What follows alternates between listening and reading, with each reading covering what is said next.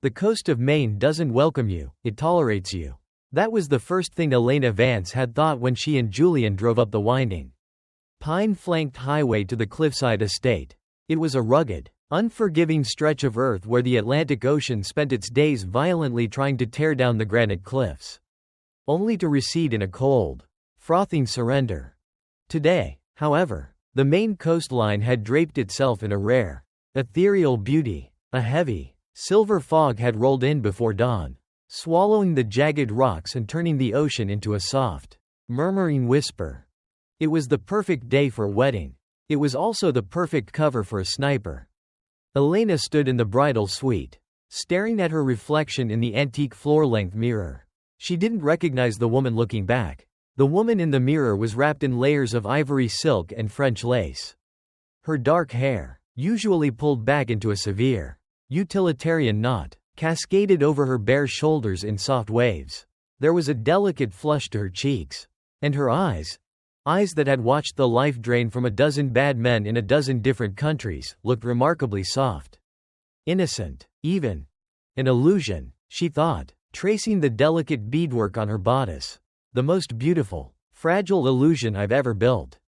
Downstairs, the low, mournful hum of a cello began to drift through the floorboards. Bach's Cello Suite No. 1. Julian's choice. He had said the melody reminded him of water. Of things flowing naturally toward where they were meant to be. Julian Reed. The name alone felt like a warm hearth in the freezing winter of her mind. Julian, with his calloused hands from building architectural models, his easy, boyish laugh, and his absolute, unwavering belief in the goodness of the world.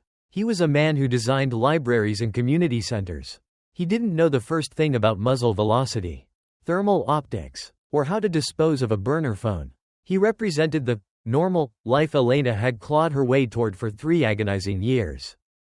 But as the bridal chorus began to swell, a cold, familiar knot tightened in her stomach. It was the instinct, the primal, predatory alarm system that Silas Thorne had beaten into her during her time with the agency. Paranoia is just reality functioning on a higher frequency. Silas's gravelly voice echoed in her memory. Unbidden and unwelcome, the second you feel safe is the second you catch a bullet. Elena closed her eyes, taking a slow, measured breath. 4 seconds in, 4 seconds hold, 4 seconds out. The combat breathing technique grounded her. She opened her eyes. She was Elena Vance, freelance translator. She was 28 years old. She loved oat milk lattes, old bookstores, and the man waiting for her at the end of the aisle. The ghost of the woman who used to carry a suppressed Sig Sauer was dead. Buried in a burned-out sedan outside of Prague 36 months ago. She picked up her bouquet of white roses, heavy, damp, and fragrant, and stepped out of the room. The ceremony was taking place on the estate's sprawling back lawn, right on the precipice of the cliff. As Elena stepped out of the French doors and onto the grass, the fog seemed to part just for her. There were 50 guests seated in white wooden chairs, 50 faces turning toward her, smiling, wiping away preemptive tears. Elena's eyes, betraying the blushing bride persona, did not look at the smiles. Automatically, her gaze swept the perimeter. Left flank, a line of dense, centuries-old pine trees, good cover. Poor visibility through the branches. Right flank. The sheer drop to the ocean. Unapproachable without a tactical insertion team. Dead ahead, the altar. Julian, the officiant, and beyond them, the misty void of the Atlantic. And then, there was the lighthouse. It sat on a rocky outcropping about 600 yards away, partially obscured by the drifting mist. It was decommissioned, a relic of the maritime past. To a bride, it was a picturesque backdrop. To a former agency, cleaner. It was a sniper's nest with a commanding field of view. Elena forced her gaze down from the lighthouse and locked eyes with Julian. He stood beneath an archway woven with white hydrangeas, looking hopelessly handsome in a tailored black tuxedo. When he saw her, his breath visibly hitched. The nervous tension melted from his shoulders, replaced by a smile so pure, so completely devoid of guile, that it physically ached Elena's heart.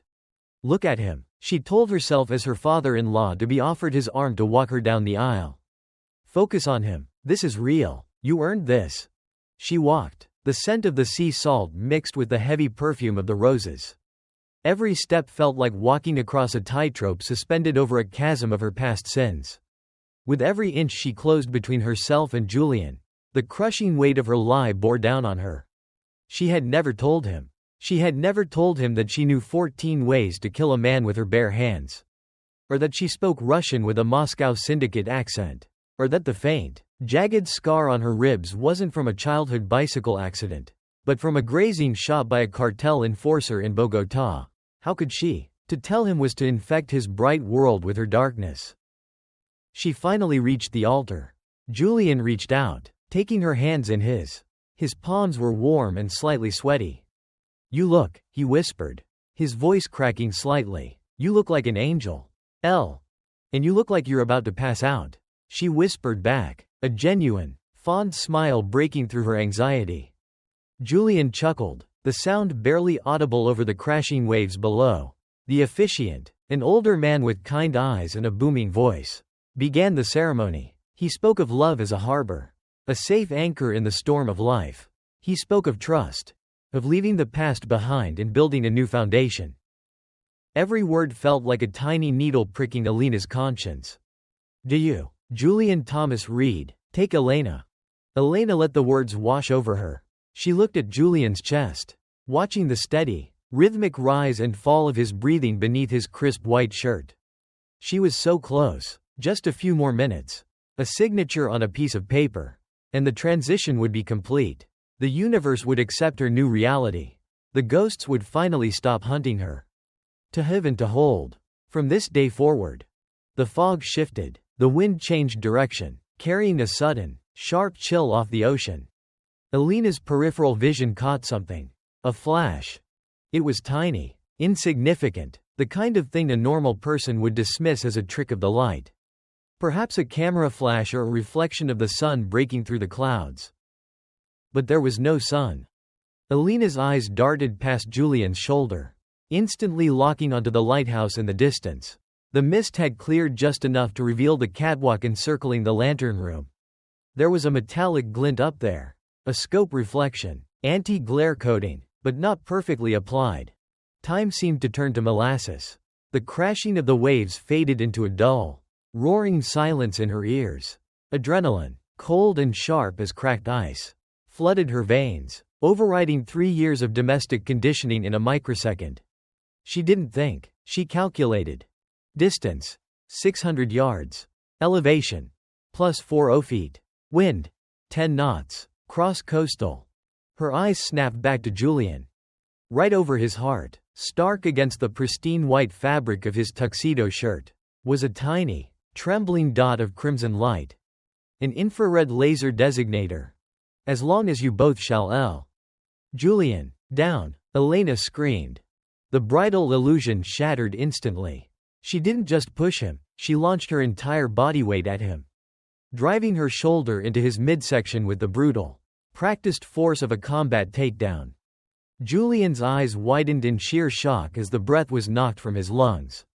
They both went airborne, flying backward toward the wooden deck of the altar. Crack thump. The sound arrived a fraction of a second after the destruction. It wasn't the sharp bang of a handgun, it was the concussive, chest-rattling boom of a high-caliber sniper rifle cutting through the sound barrier. Where Julian's chest had been a millisecond before, the air simply vanished. The heavy .50 caliber armor-piercing round struck the wooden archway behind them.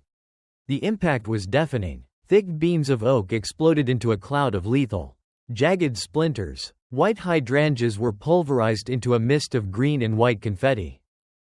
Elena hit the deck hard. Julian pinned beneath her. The crowd hadn't even started screaming yet. The shockwave was still rippling through the rows of guests. What? Julian gasped, his face pale, struggling to understand why his bride had just tackled him through their wedding arch.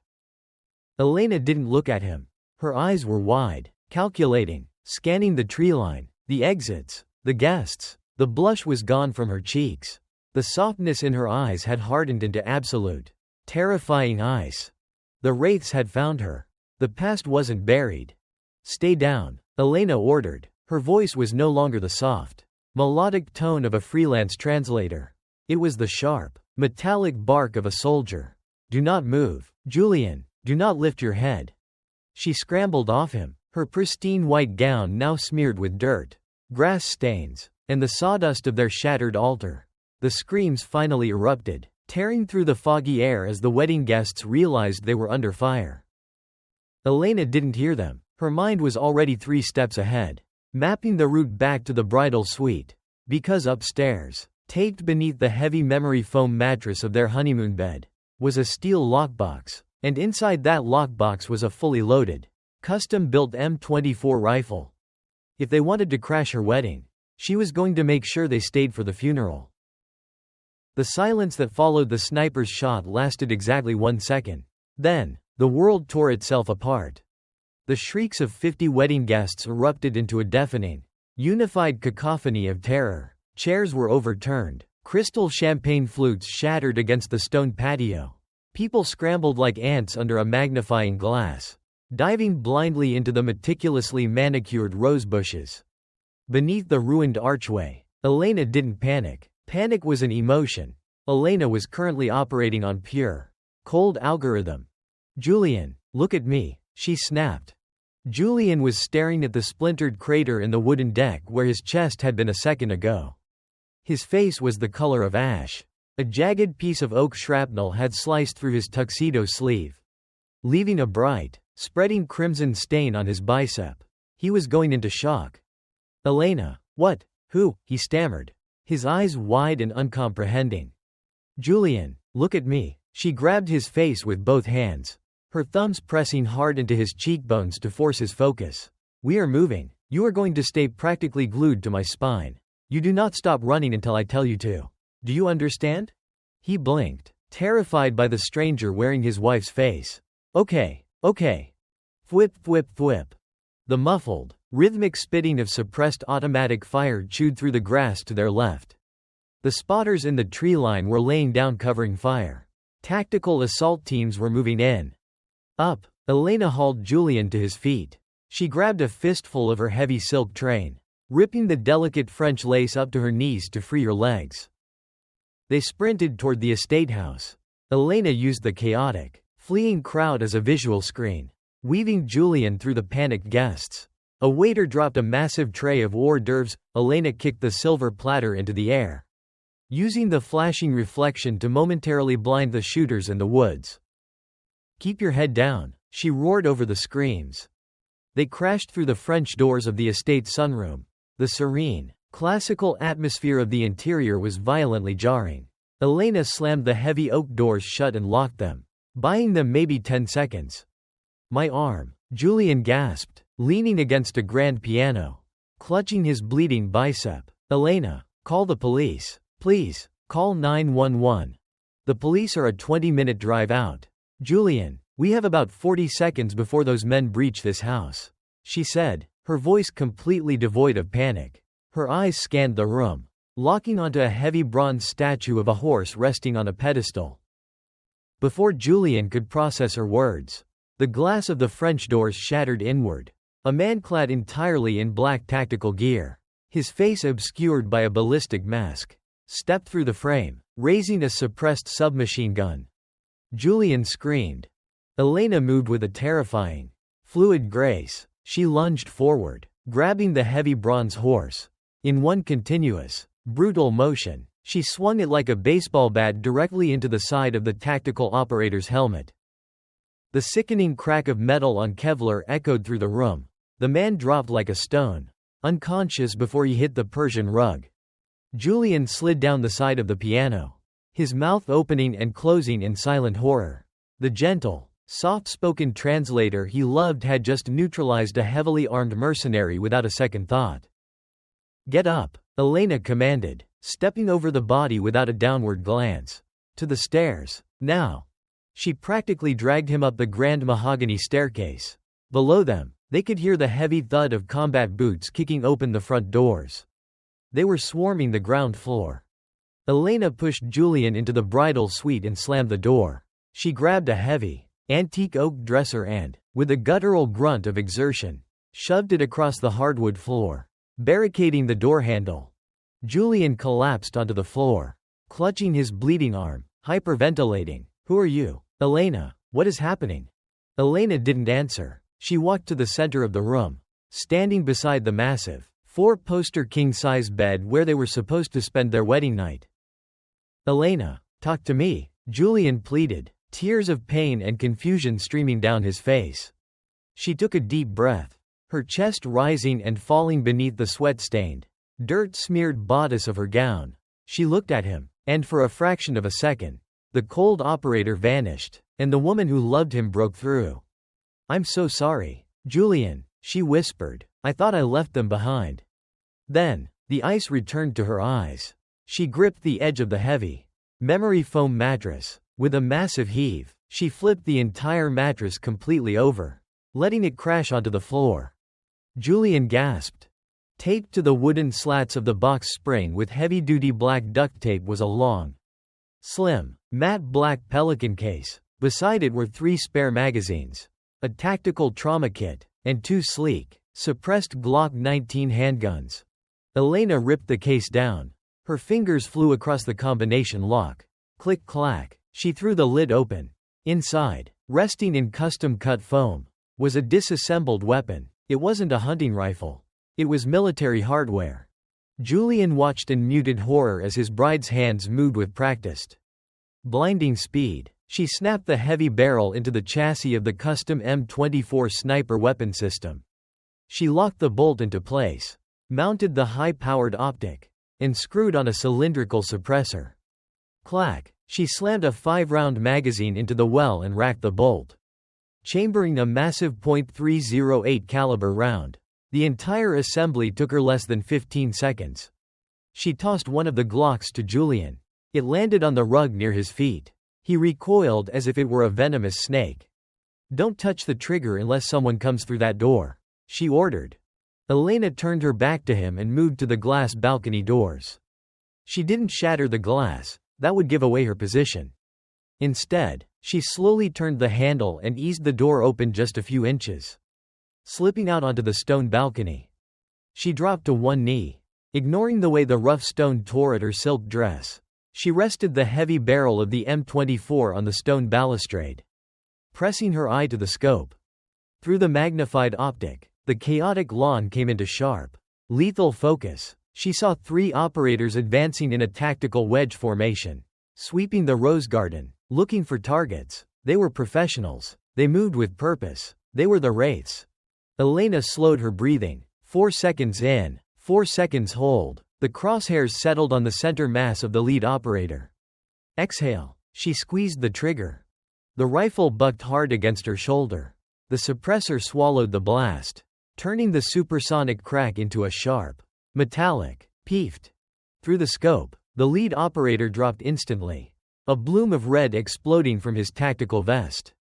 The other 2 men immediately dove for cover, but they didn't know where the shot had come from.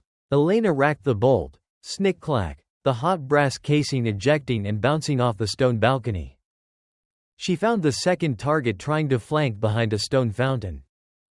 Peefed. He went down hard, splashing into the shallow water.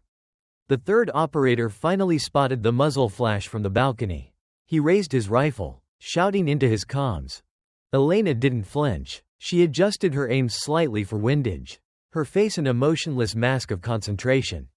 Peefed. The third man collapsed into the manicured grass.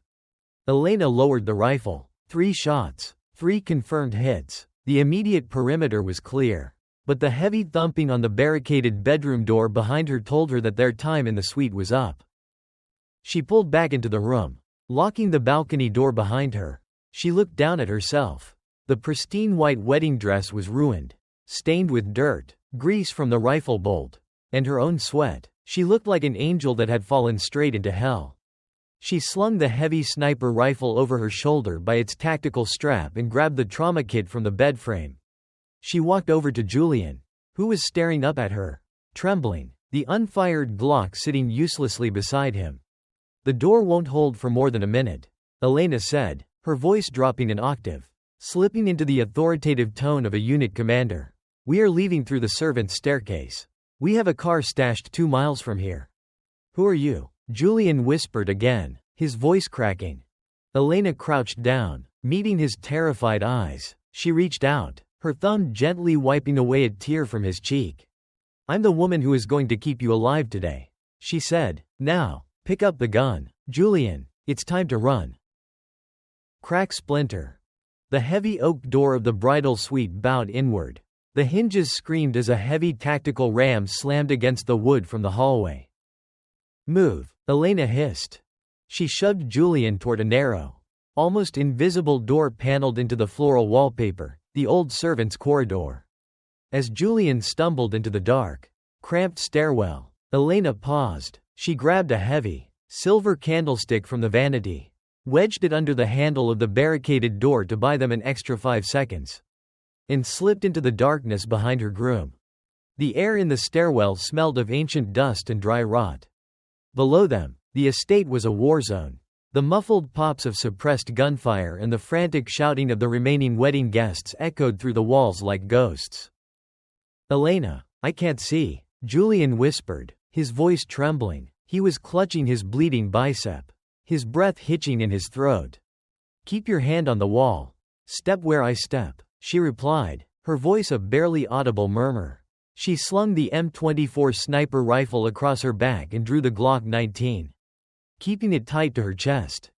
They descended the spiraling, creaky wooden steps. Every sound felt magnified 100 times. Elena's mind was processing data at light speed. The layout of the house, the probable insertion points of the strike team, the distance to the tree line.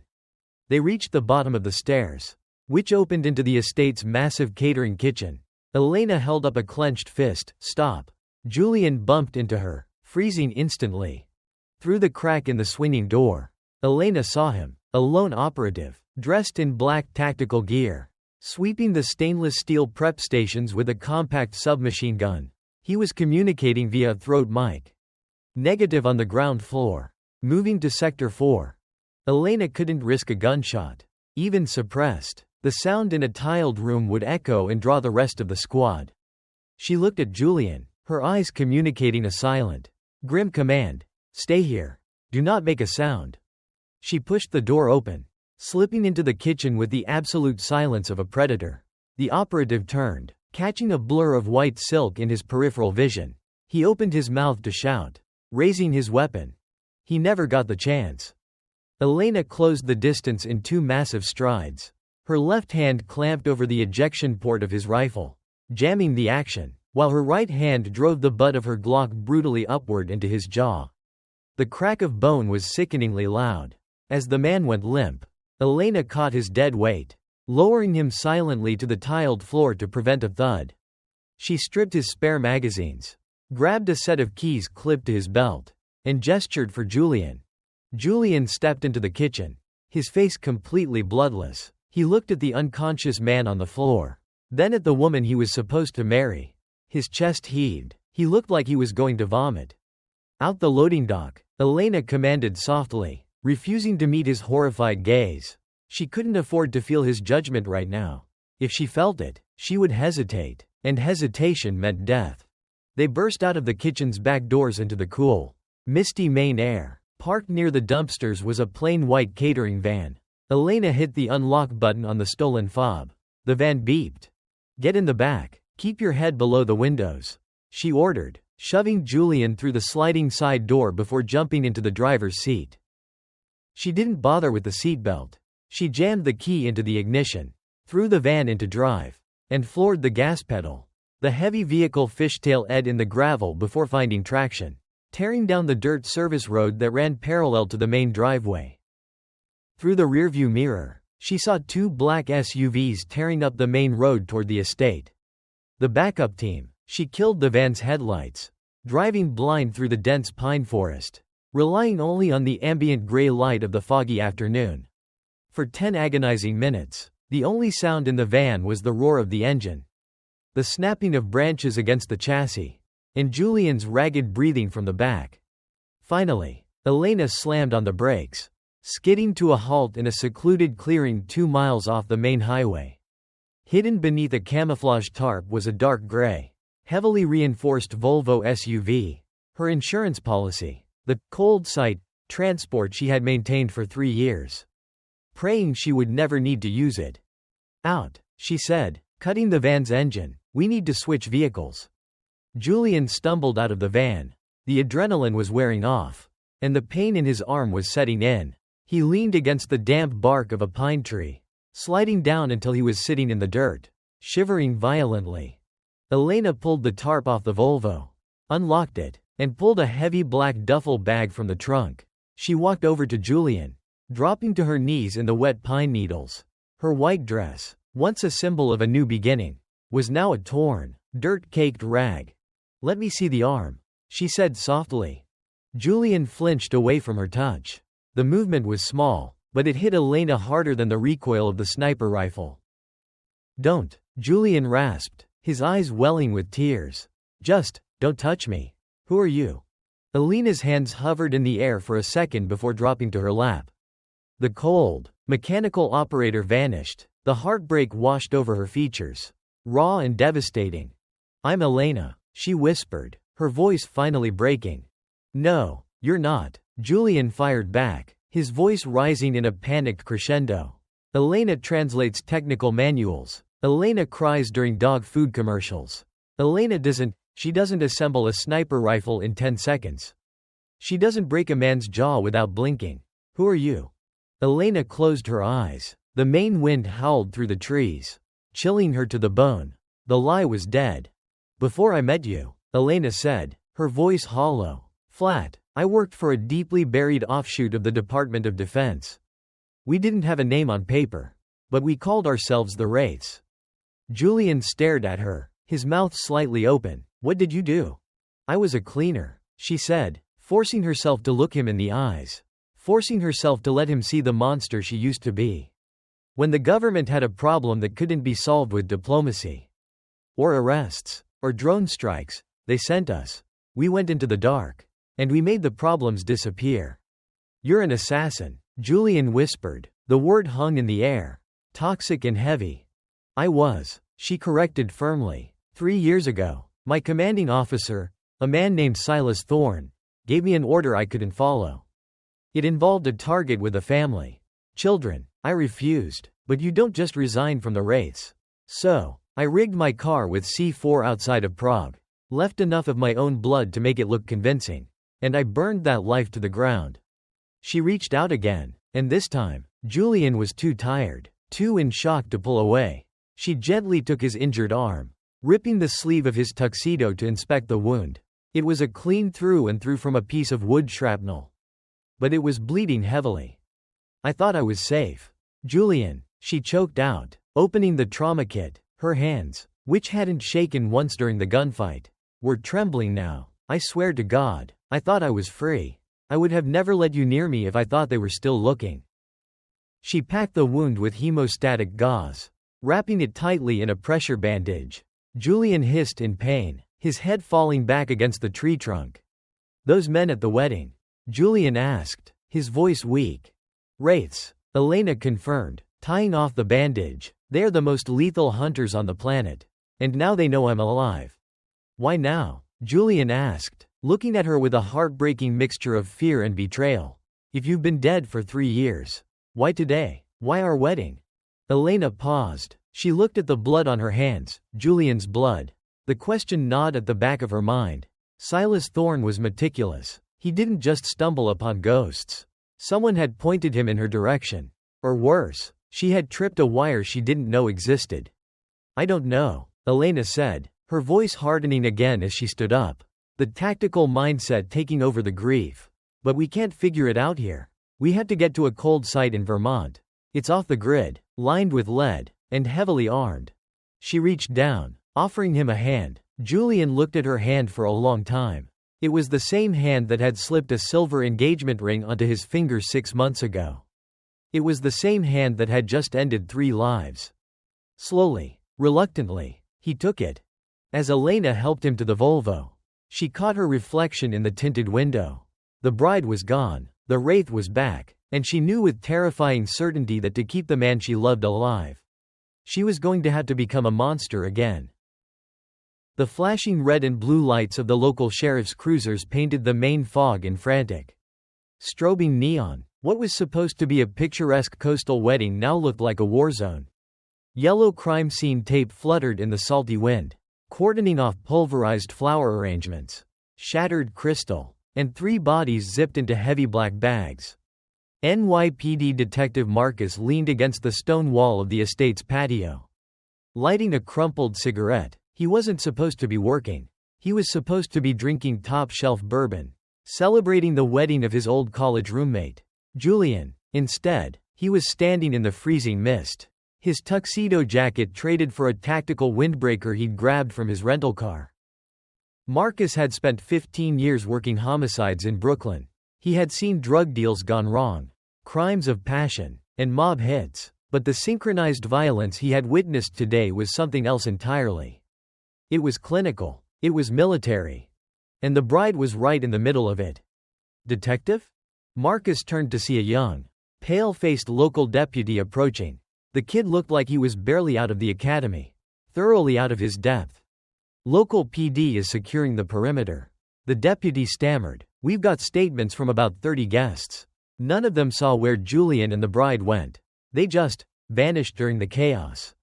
They didn't just vanish, kid. They evaded, Marcus corrected, taking a long drag of his cigarette. Hit squads don't crash civilian weddings unless they have a high-value target. And whoever the target was, they knew how to fight back. Marcus flicked his cigarette into the wet grass and walked back into the estate house. The grand sunroom was a mess of shattered glass and blood. He stepped carefully over the spot where Elena had crushed a mercenary's jaw with a bronze horse. Who hits a guy with a statue while wearing a wedding dress? Marcus thought, his detective's intuition buzzing like a high-voltage wire. He bypassed the ground floor, heading straight up the grand staircase. He needed to see where it started. He walked down the hallway until he reached the bridal suite. The heavy oak door had been battered inward, its hinges screaming in defeat. Inside, the room was a chaotic juxtaposition of romance and combat. A bottle of champagne sat chilling in a silver bucket next to a flipped king-size mattress. Marcus walked slowly around the mattress, his eyes scanning the floorboards. There, resting near the edge of the bed frame, were strips of heavy-duty black duct tape and indentations in the dust. Something large and rectangular had been taped beneath the bed, a weapons case. He moved toward the glass balcony doors. They were open just a crack. Marcus stepped out into the freezing coastal air. He looked over the stone balustrade, tracing the line of sight down to the lawn where the 3 bodies had been found. It was a perfect vantage point. Whoever took those shots had the high ground, a terrifying level of precision, and ice in their veins. He knelt on the rough stone, shining a small penlight over the ground. There, wedged into a crack in the mortar, a metallic glint caught the beam. Marcus reached into his pocket, pulled out a latex glove, and carefully picked up the spent casing. It was still faintly warm. He held it up to the light, expecting to see a standard commercial stamp. Instead, he saw a series of alphanumeric codes etched into the brass. It was a 7.62 by 51 mm NATO round. But it lacked a standard manufacturer's stamp. More importantly, it had a distinctive, dull grayish coating. Teflon-coated, subsonic, armor-piercing. Marcus muttered to himself, his stomach dropping. You don't buy this at a sporting goods store. You requisitioned this from the Department of Defense. He slipped the casing into an evidence bag and pulled out his phone. He scrolled through his contacts until he found the name Hutch. Hutch was a digital forensics wizard back in New York, a guy who owed Marcus more than a few favors. The line rang twice before a groggy voice answered. Marcus, it's Sunday, and you're supposed to be eating dried chicken at a wedding. Why are you calling me? The chicken never made it out of the kitchen. Hutch, I need you to run a ghost hunt. A ghost hunt? Seriously? Who am I looking for? Marcus walked back into the bridal suite, his eyes landing on a framed 8x10 engagement photo of Julian and Elena resting on the vanity. Elena was smiling, looking perfectly normal, perfectly innocent. Her name is Elena Vance, Marcus said, snapping a photo of the framed picture and texting it to Hutch. Claimed she was a freelance translator. No family on her side of the aisle. I need you to dig into her background. Bank records, social security, tax returns, passport stamps, Dig deep. Look for anomalies. Give me 10 minutes. Hutch sighed. I'll see what I can scrape together. Marcus hung up. He spent the next 10 minutes pacing the ruined bridal suite, trying to piece together the puzzle. The mercenary on the ground floor. The customized sniper rifle. The government-grade ammunition. It all pointed to one impossible conclusion. Julian's beautiful, soft-spoken bride was a trained killer. His phone buzzed. It was Hutch. "Tell me you found something," Marcus said, answering immediately. "I found something. All right." Hutch's voice was completely sober now. The grogginess was gone, replaced by a tight, nervous tension. "Marcus, whatever you're involved in right now, you need to walk away. Hand it over to the feds and walk away." "Not going to happen. Hutch, Julian is out there with her. What did you find?" There was a long pause on the other end of the line. The sound of rapid typing echoed through the speaker. "Elena Vance exists on paper," Hutch finally said. "She has a social security number, a credit score, a lease agreement, but it's all shallow. It's a beautifully constructed house of cards. The credit history only goes back 3 years. Before that, nothing. It's like she popped into existence out of thin air in 2023. A deep cover identity," Marcus breathed. "Who built it?" "That's the terrifying part," Hutch replied. "I managed to backtrack a hidden routing number from one of her old, freelance, paychecks. It bounced through 3 shell companies in the Caymans before landing at a server farm in Virginia." "Marcus, that server farm belongs to the DoD. Specifically, an off-the-books Black Ops division. Highly classified." Marcus stared at the photo of Elena. "So she's government." "She was government," Hutch corrected, his voice dropping to a whisper. "I ran her facial recognition through Interpol's secure database. I got a hit on a redacted file. The file belonged to a Tier 1 operative. Call sign. Whisper. Where is she now?" "She's dead, Marcus," Hutch said grimly. "According to the file, Whisper was killed in action 3 years ago. Her car was hit by an IED outside of Prague. Dental records confirmed the body. The file is closed, stamped and sealed by a commanding officer named Silas Thorne." Marcus felt a cold chill run down his spine. The puzzle pieces finally slammed together, painting a picture darker than he could have ever imagined. "She faked it," Marcus whispered, looking out into the dense, dark Maine woods. "She faked her own death to get out. And today, her old bosses finally found her." "Marcus, listen to me," Hutch pleaded. "These people are ghosts. They don't leave witnesses, and they don't answer to the law. If she's running from them, she's a dead woman walking, and anyone standing next to her is going to catch a stray bullet. You need to back off." "I can't," Marcus said, his jaw setting in a hard, stubborn line. He thought of Julian, the quiet, decent guy who used to share his college dorm. The guy who just wanted to build libraries and have a family. Julian was a civilian trapped in a war he didn't understand. "I'm going after them. Hutch, send everything you have on Whisper to my encrypted drive. I need to know how she thinks." Marcus hung up the phone. He looked at the spent brass casing in his hand one last time before pocketing it. He didn't know where Elena was taking Julian, but he knew one thing for certain: an operative on the run would need a safe house. And safe houses left paper trails if you knew where to look. He walked out of the bridal suite, leaving the shattered illusion of Elena Vance behind. The hunt was on, and Detective Marcus Thorne was stepping right into the crossfire. The drive north into Vermont was a silent, grueling marathon. The sun had long since dipped behind the Green Mountains, replaced by a freezing, relentless rain that lashed against the reinforced windshield of the Volvo. In the passenger seat, Julian was finally asleep, his head resting against the cold glass. The painkillers from the trauma kit had pulled him under, but it was a restless sleep.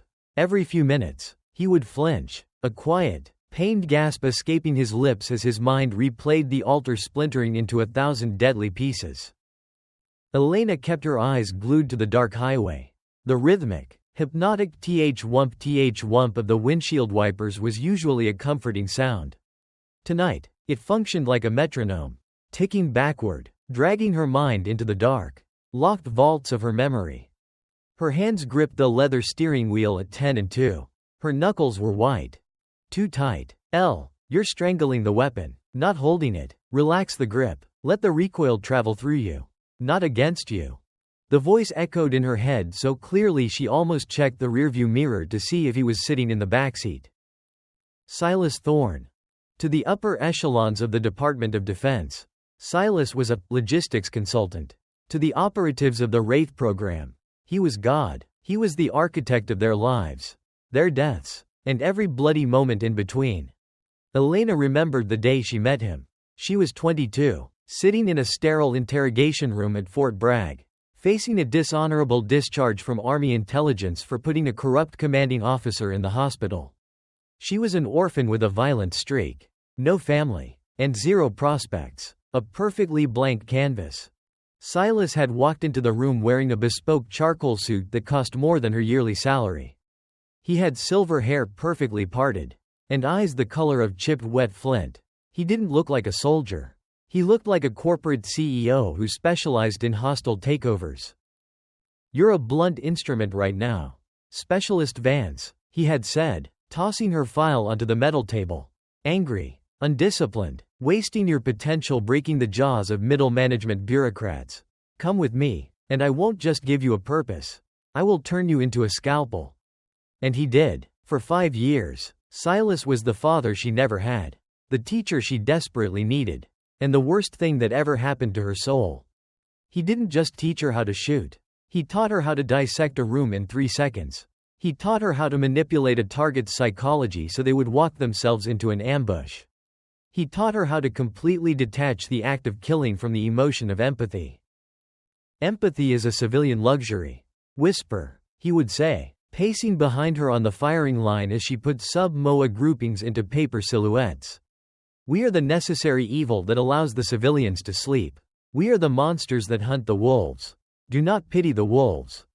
Elena believed him. She worshipped him, until the winter in Prague. The memory washed over her, cold and vivid, drowning out the Vermont rain.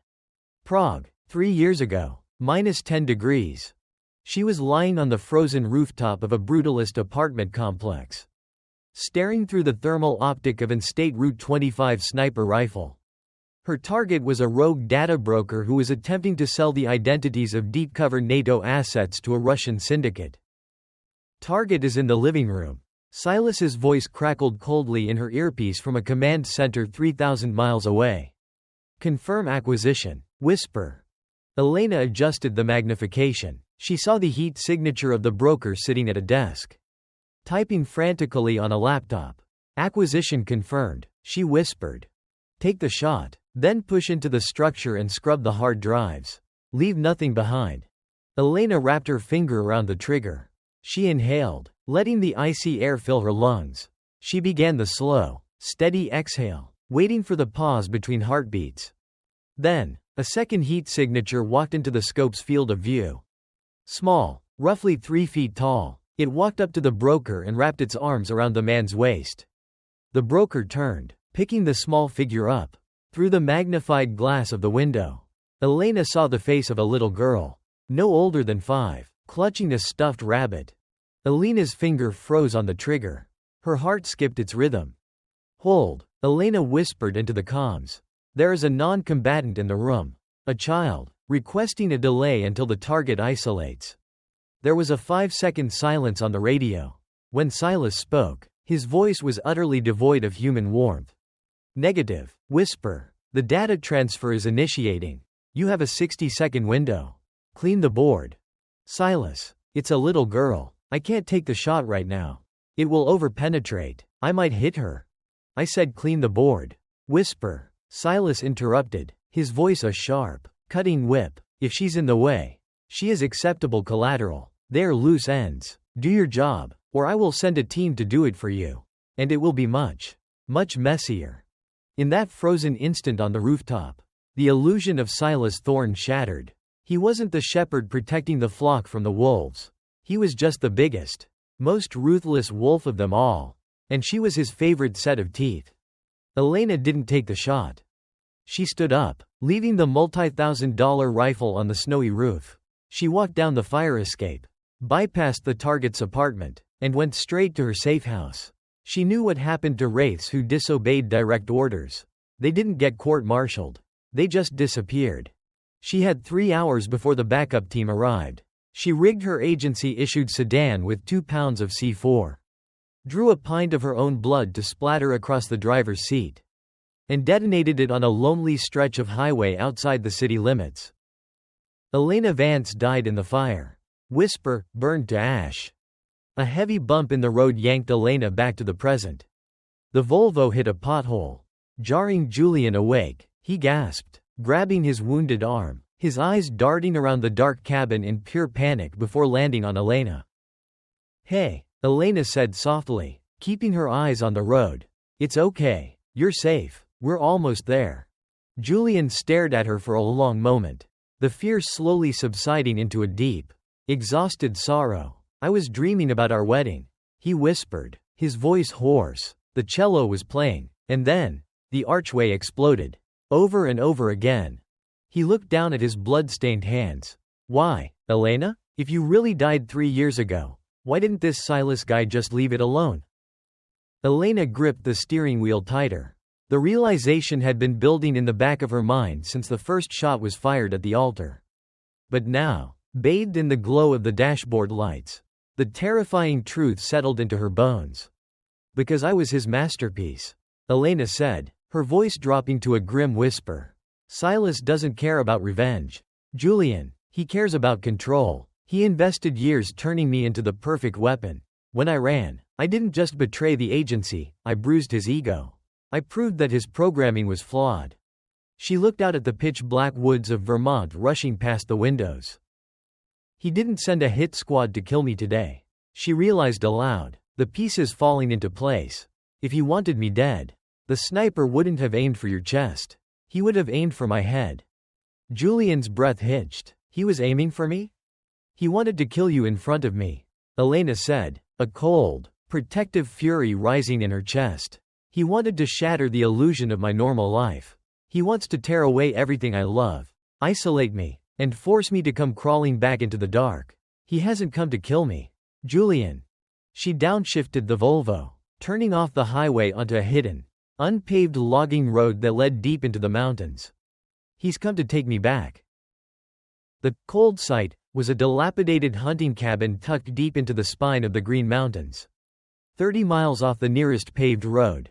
Its walls were lined with lead mesh to block thermal imaging, and the floorboards hid enough munitions to start a small revolution. It was perfectly safe. But it didn't have broad-spectrum antibiotics. By 2 a.m., Julian was burning up. The shrapnel wound in his arm was clean. But the adrenaline crash and the dirty wood had triggered a vicious fever. He was shivering on the cot, his face pale and covered in a slick sheen of sweat. Elena knew she had to leave him. If the infection spread to his bloodstream, no amount of tactical superiority would save him. "I'm locking the heavy deadbolts," Elena whispered, pressing a loaded Glock 19 into his uninjured hand. "Do not open this door for anyone. If you hear someone trying to breach, you point this at the center of the door and you empty the magazine. Understand?"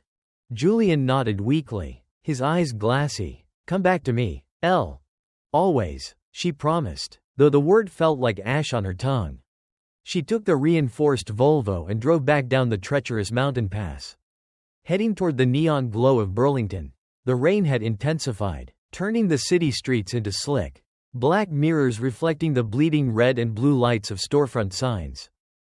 She parked in a multi-story, concrete parking garage 3 blocks from a 24-hour pharmacy. She moved like a ghost through the city, her tactical windbreaker zipped tight against the freezing rain, a baseball cap pulled low over her eyes to defeat the city's CCTV facial recognition algorithms. She acquired the antibiotics, medical staples, and 3 burner phones, paying in untraceable cash. The mission was a success. She was in and out in under 15 minutes. But as she walked back up the spiraling concrete ramp of the parking garage to the 4th floor, the hairs on the back of her neck stood up. The garage was completely silent, save for the steady dripping of water from the ceiling. The harsh, buzzing sodium lights flickered, casting long, distorted shadows across the empty parking bays. Something is wrong. Elena dropped her center of gravity, her hand instinctively hovering over the concealed Sig Sauer inside her jacket. She scanned the perimeter. Concrete pillars, a parked sedan, A shadowed stairwell. Then, the piercing squeal of tires echoed through the structure. A matte black SUV came tearing up the circular ramp. Its headlights blindingly bright in the dim garage. It didn't slow down. It accelerated, barreling straight toward her. Elena dove. She hit the wet concrete, rolling hard behind a massive support pillar just as the SUV smashed into the spot where she had been standing seconds before. The impact showering her in concrete dust. Before the vehicle even came to a complete halt, the driver's side door kicked open. "You're losing your edge." Whisper. A voice echoed through the garage. 3 years ago, you would have heard my suspension squeak on the second floor. Elena's blood ran cold. She knew that voice. She drew her weapon and stepped out from behind the pillar, her gun leveled at the man stepping out of the SUV. It was Jax. He was wearing a dark tactical jacket, his hands resting casually near his waist. Jax had been her spotter, her wingman. They had shared MREs in Fallujah and bled together in Bogotá. He was the closest thing she had ever had to a brother in the Wraiths.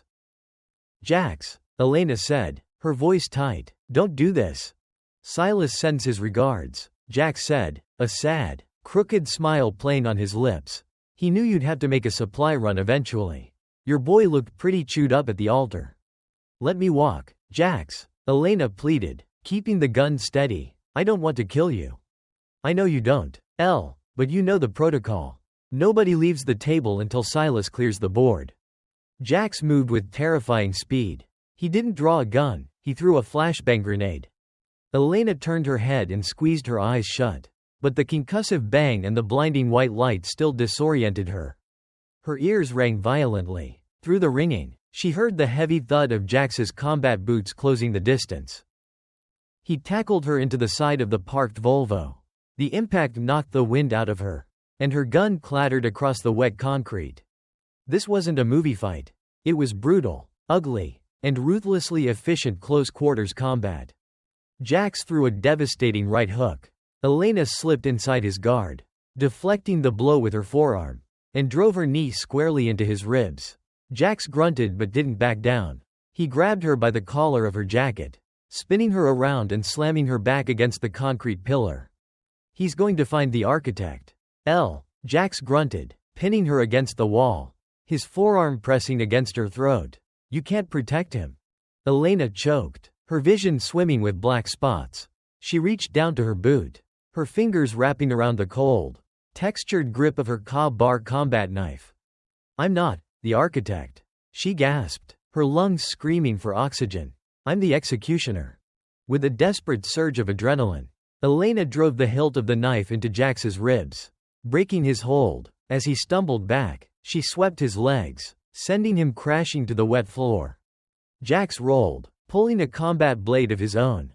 The two wraiths circled each other under the flickering neon lights, the rain blowing in through the open sides of the garage, soaking them both. They clashed again. Sparks flew as steel met steel. Jax was bigger, stronger, and hadn't spent the last 3 years translating French poetry. He overwhelmed her with a flurry of slashes, finally catching her forearm. Elena hissed as the blade sliced through her jacket and bit into her flesh. She stumbled backward, slipping on a patch of oil slicked with rainwater. Jax lunged, going for the kill. Elena dropped to one knee, letting Jax's momentum carry him forward. She shifted her weight, bringing her blade up in a vicious, practiced arc. The garage went dead silent. Jax froze. He looked down. Elena's knife was buried deep in the gap of his tactical vest, right between his ribs, angled upward into his heart. Jax dropped his knife. It clattered noisily against the concrete. He fell to his knees, his hands weakly grasping Elena's jacket. He looked up at her, the lethal edge of the Wraith operative fading, leaving only a dying man looking at an old friend. "I'm sorry," Elena whispered, tears finally breaking through her stoic mask, mixing with the rain on her face. "I'm so sorry, Jax."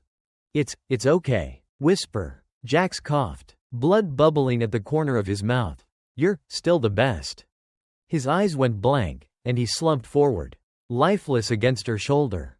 Elena stayed on her knees for a long time, holding the body of the man she used to trust with her life. The cold Vermont rain washed the blood down the concrete drain. She had won, but as she pulled her knife free and picked up the bag of antibiotics, she felt something inside her fracture. Silas hadn't just sent an assassin, he had sent a friend. He was forcing her to murder her own past, forcing her to embrace the monster she had tried so hard to bury. She climbed into the battered Volvo, her hands shaking violently as she gripped the steering wheel. She was bringing the medicine back to Julian to save his life. But she knew that the woman driving back to the cabin was no longer the woman he had asked to marry. The bride was dead. The wraith was wide awake. The heavy oak door of the Vermont cabin creaked open, letting in a swirl of freezing rain and the metallic scent of blood. Julian jolted awake on the cot, his hand instinctively fumbling for the Glock 19 Elena had left him. He aimed it unsteadily at the doorway, his breathing shallow and erratic. A figure stepped out of the dark. It was Elena, but she looked like a ghost that had been dragged through broken glass. Her tactical jacket was sliced open at the forearm, the fabric soaked in dark, heavy crimson. Her face was pale, her hair plastered to her cheeks by the rain, and her eyes carried a hollow, haunted exhaustion. Julian lowered the gun, his heart shattering at the sight of her. "Elena, you're bleeding." She didn't speak. She moved with mechanical stiffness to the cabin's small wooden table. Dropping the plastic pharmacy bag, she pulled out the broad-spectrum antibiotics and a bottle of water, sliding them toward him. "Take 2 now. 1 every 8 hours, she rasped, her voice completely devoid of emotion. Then, she unzipped her ruined jacket and let it drop to the floor. Underneath, her black t-shirt was soaked. She pulled a medical staple gun and a bottle of rubbing alcohol from the cabin's trauma kit. Without a word, she poured the alcohol directly over the deep, jagged gash on her forearm. She didn't scream. She didn't even flinch. She just gritted her teeth, placed the staple gun over the wound, and pulled the trigger. Click-clack. A metal staple bit into her flesh, pulling the skin together. Click-clack. Click-clack. Julian watched in muted horror. The sheer, terrifying discipline it took to staple her own flesh shut without making a sound was more jarring to him than the gunfight at the wedding. Did someone find you?" Julian asked, his voice trembling. Elena placed the staple gun down. She stared at her blood-stained hands for a long time. "It was Jax. He was my spotter in the wraiths. He was waiting for me." "Is he?" "He's dead," Elena said softly. She finally looked up, meeting Julian's eyes. The mechanical facade cracked, and the profound, agonizing grief bled through. "I killed him, Julian. I drove a knife into the heart of the only friend I had left in that life." Julian slowly pushed himself up from the cot. He ignored the throbbing pain in his shoulder and walked over to her. He didn't pull away this time. He gently wrapped his uninjured arm around her waist, pulling her against his chest. For the first time since the sniper's bullet shattered their altar, Elena broke. She buried her face in his shoulder, her body shaking with silent, tearless sobs. "Was any of it real, Elle?" Julian whispered into her hair, his own tears falling freely now. "The bookstore dates, the apartment in Brooklyn, the wedding. Was any of it actually real to you?" Elena pulled back just enough to look at him. Her eyes were fierce, burning with absolute, desperate truth. "You were the only real thing, Julian," she swore, her voice breaking. "Every smile, every touch, every plan we made for the future. You were my lifeboat. I didn't lie to you about loving you. I lied to protect you from the monsters I used to work with." Julian let out a shaky breath, resting his forehead against hers. "Then we run. We keep running until they can't find us." "We can't," Elena said, pulling away, her tactical mind booting back up. A dangerous realization was forming behind her eyes. "Julian, something is wrong. The math doesn't add up." "What do you mean?" Elena began to pace the small, lead-lined room. "Silas is a phantom. He calculates every variable. If he just wanted to punish me for leaving, he would have killed you while I was out buying groceries. He wouldn't have risked a massive public spectacle at a wedding with 50 witnesses. And at the garage, Jax didn't say, he's going to find you." Elena stopped pacing and turned to Julian, her eyes wide. "He said, he's going to find the architect." Julian blinked, confused. "The architect? Me?" Why would a Black Ops commander care about a civilian architect? Julian, think, Elena pressed, grabbing his shoulders. What have you been working on for the past 6 months? The big contract you couldn't tell me about because of the NDA. The one that had you working 80-hour weeks. It's just a data center, Julian said, shaking his head. Project Blackwood, a massive subterranean server farm in rural Virginia. I was hired by a private tech firm to design the subterranean cooling vents and the structural reinforcement. Elena felt the blood drain from her face. A subterranean server farm in Virginia. Julian, what was the name of the shell company that hired your firm? Apex Logistics, Julian replied. Why? Elena stumbled backward, her legs hitting the edge of the cot. She sat down heavily. The invisible puzzle pieces slammed together in her mind with terrifying clarity. Apex Logistics is a DoD front, Elena whispered, the horror creeping into her voice. It's the funding arm for the Wraith program. Julian, you didn't design a data center for a tech company. You designed the physical archives for the most lethal, off-the-books assassination ring in the United States government. Julian's eyes widened in sheer disbelief. No, that's impossible. They gave me structural blueprints. I just mapped the HVAC and the foundational supports. Did you map any vulnerabilities? Elena asked, her voice sharp, urgent. A way in that bypasses the main security doors? A flaw in the design? Julian swallowed hard. The cooling shafts. They have to vent the heat from the servers to the surface. I told them the grates were too wide. That a person could theoretically drop down the ventilation shaft straight into the mainframe room. But the project manager told me to ignore it and stick to the specs. Elena stood up, a cold, calculating fire igniting in her chest. Silas Thorne wasn't hunting her. He wasn't aiming for you at the wedding just to hurt me. Elena realized aloud, the sick, twisted genius of Silas's plan finally making sense. The sniper was aiming for your chest because you were the primary target. You're a civilian who inadvertently possesses the blueprints to their fortress. You know the back door. Then why involve you at all? Julian asked, his voice tight with panic. Because I'm the universe's worst coincidence, Elena said bitterly. When Silas signed off on the assassination of the architect who knew too much. He ran a final background check. The facial recognition flagged your fiancé. He realized the man he needed to kill was marrying his greatest runaway weapon. Julian stepped back, pulling a set of keys from his pocket. Attached to the keyring was a heavy, encrypted, military-grade thumb drive. The master blueprints, Julian whispered, staring at the drive, the 3D models of the cooling shafts. I have them all right here. I was supposed to submit the final rendering on Monday. Elena looked at the thumb drive. It wasn't just a USB stick, it was a loaded bomb. It was the only thing standing between Silas Thorne and total anonymity. But to Elena, it was something else entirely. It was a weapon. Julian, Elena said, her voice dropping into the terrifying, icy calm of whisper. They are never going to stop hunting us. As long as Silas is alive. And as long as those servers exist. We will be looking over our shoulders until they finally put a bullet in us. She walked over to the wooden table and picked up the magazines for her Glock. Slamming them into the weapon with practiced, lethal precision. We can't outrun them, Elena said, racking the slide of the pistol. She looked at Julian, the love in her eyes perfectly balanced with absolute, deadly resolve. So we are going to go to Virginia. And we are going to burn Project Blackwood to the ground.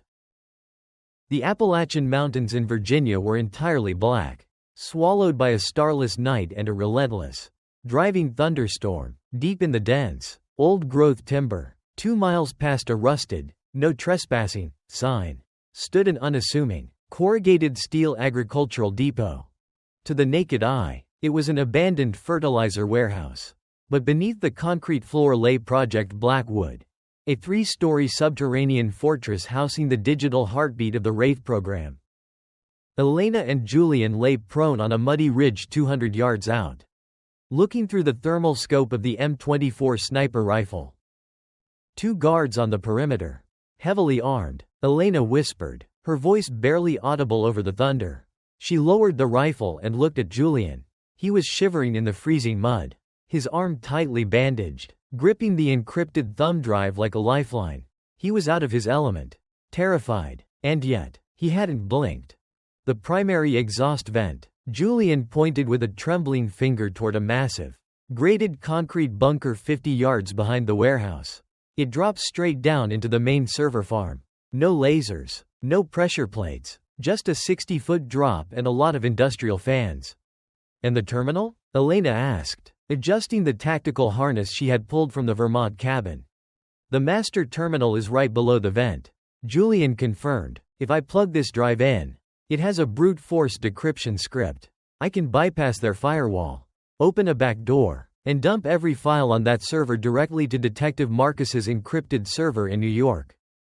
Elena nodded. Once the upload starts, alarms are going to sound. The entire facility will converge on that room. I will hold the door. You do not stop the upload until it hits 100%. Understand? Julian looked at her, the rain plastering his hair to his forehead. If we do this, they have no secrets left. The government will have to burn the program to save themselves. Exactly, Elena said. She reached out, her mud-caked hand cupping his face. Ready? For you? Always. They moved. Elena took out the 2 perimeter guards with the suppressed M24 from the ridge. The quiet peeved swallowed completely by a rolling crack of thunder. They sprinted across the muddy clearing to the concrete bunker. Julian bypassed the electronic lock on the heavy iron grate using a sequence he had memorized from his blueprints. Elena secured a tactical rope to a steel stanchion, wrapped her arm tightly around Julian's waist, and they repelled into the abyss. They dropped past the massive, humming turbine fans. Julian had remotely slowed them using the depot's external access panel, and hit the metal catwalk of the server room with a quiet, metallic thud. The room was massive, bathed in a freezing, eerie blue light from rows upon rows of towering black server racks. This was the brain of the monster. This was where the order to kill the little girl in Prague had been transmitted. Julian scrambled off the catwalk, sprinting toward the central glass-enclosed command terminal. He jammed the thumb drive into the primary console. His fingers flew across the keyboard, typing lines of code he had spent the last 6 months designing. Decryption initiated. The computer's automated voice echoed through the massive room, bypassing firewall. Suddenly, the blue lights in the room snapped off. A heavy, oppressive silence fell over the server farm. The only sound was the whirring of the cooling fans and the frantic clicking of Julian's keyboard. Then, the emergency red tactical lights flared to life, bathing the room in the color of blood. Clack clack. The slow, methodical sound of dress shoes echoing on the metal floorboards broke the silence.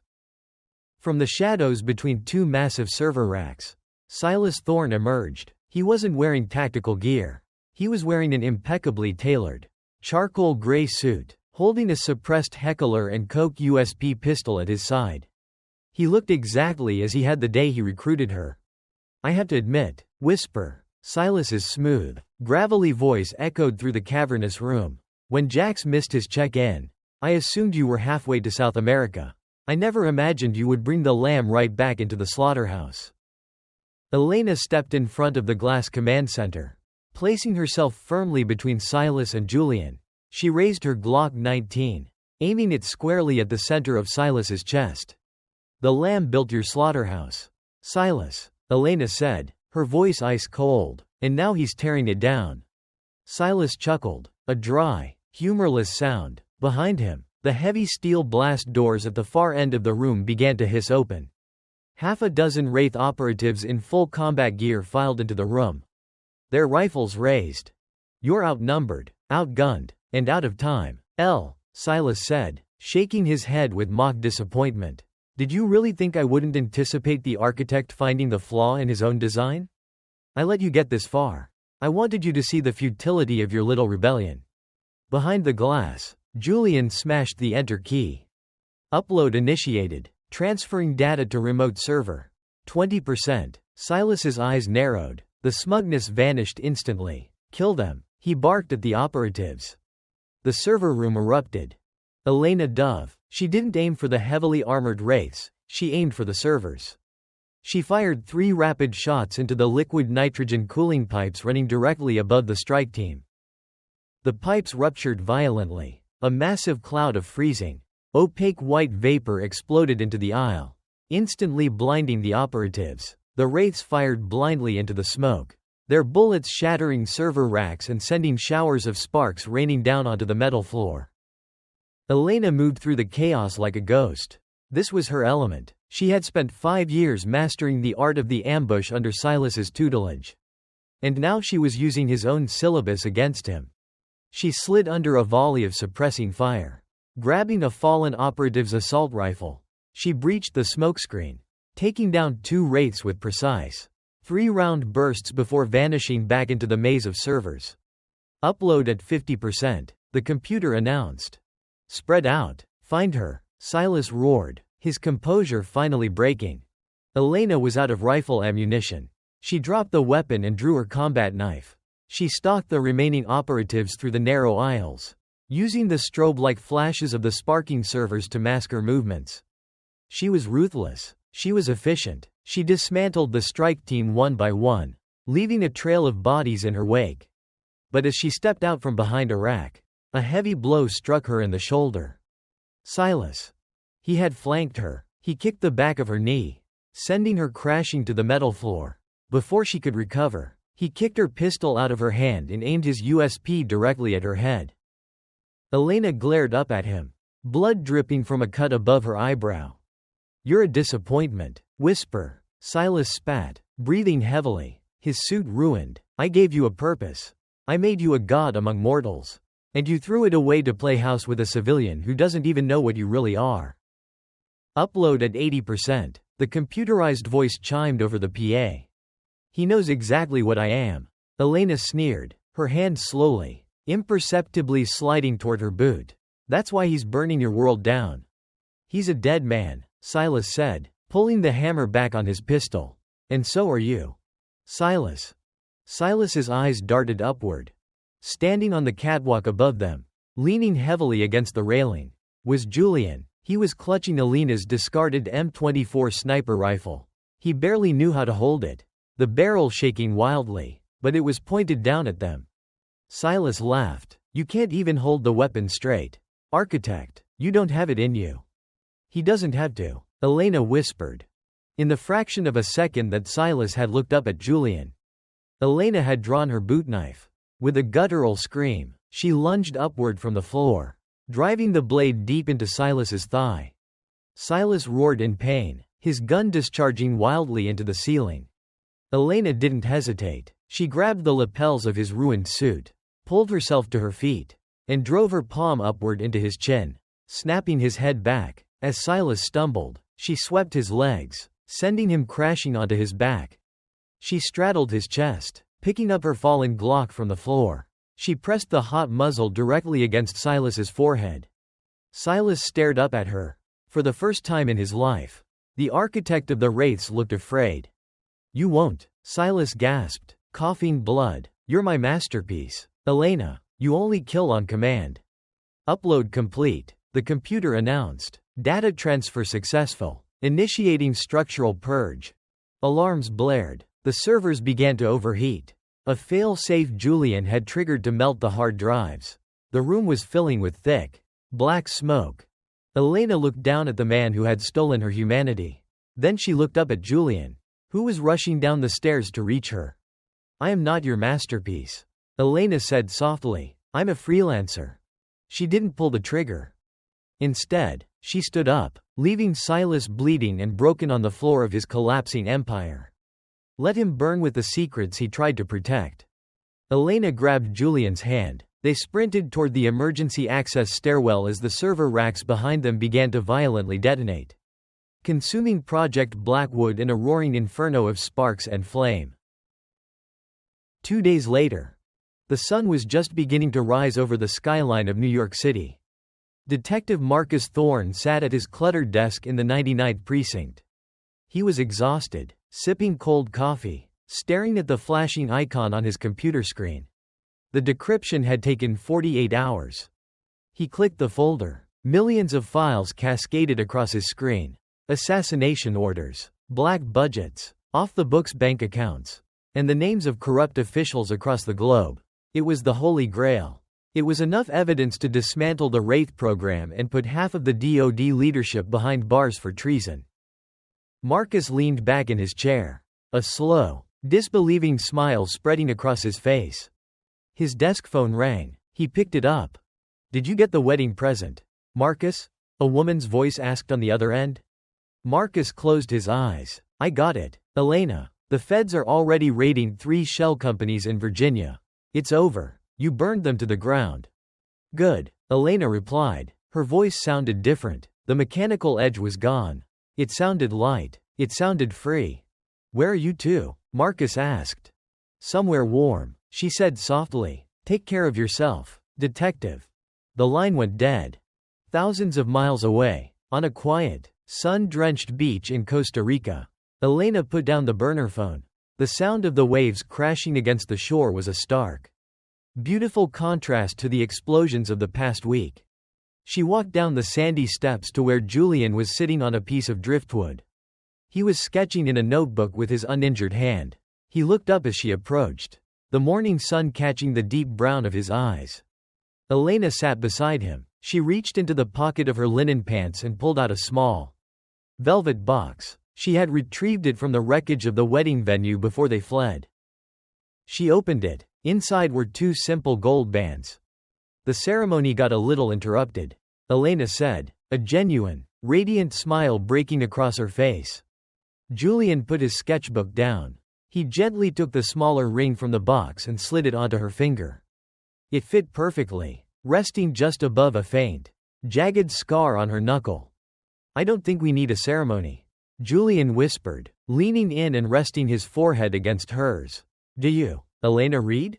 Elena looked out at the endless expanse of the ocean. The ghosts were gone. The Wraith was dead. "No," she said, pulling him into a kiss. "We don't."